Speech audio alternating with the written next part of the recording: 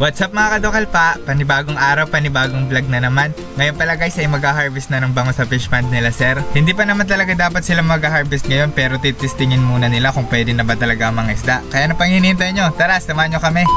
So yun na guys, isang napakagandang araw na naman. At dahil nga mag-harvest ngayon ng bango sa fish pond, syempre kailangan nating magising ng maaga. Mga alas 4 daw kasi ng maaga sila magsisimula mag-harvest. Mga eksakto 4 AM dapat nandun ka na. At dahil nga marunong ako sumunod sa usapan, mga alas 5:30 ako nakamata. Kaya nangyari, di ko na nabutan na nunaunan nila na pagtaon.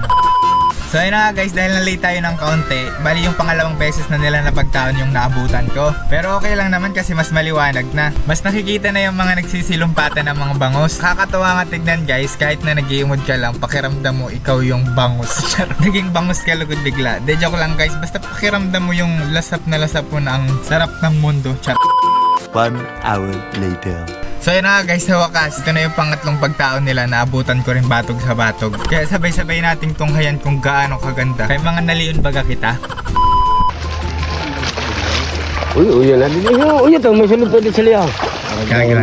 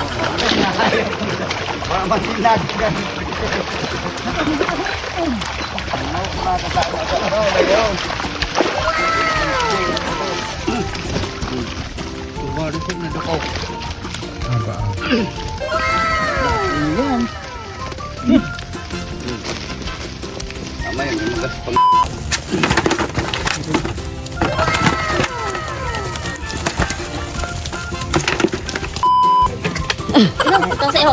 Ito. Bumubunga ko. Mara. Ito sa iyo. Ito rin. Ito sa iyo.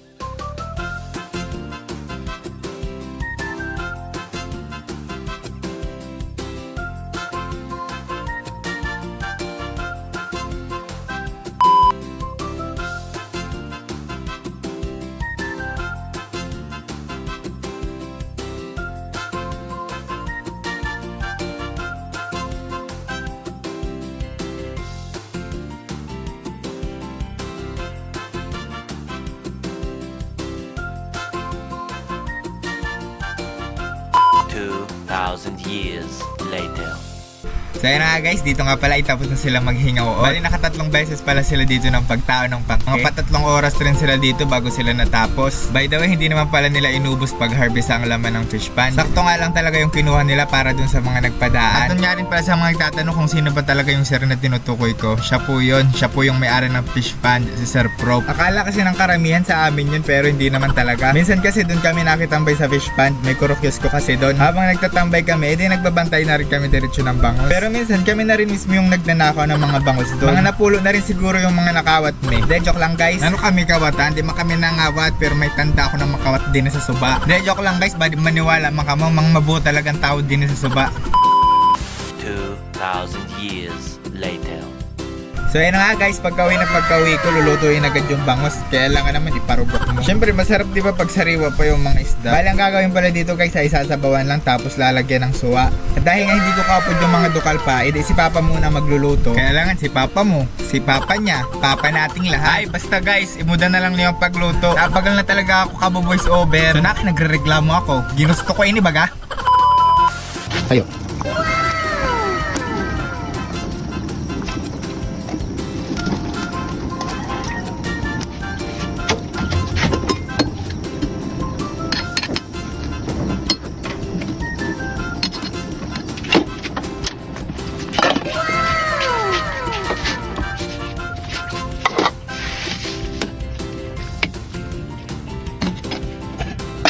kami sila.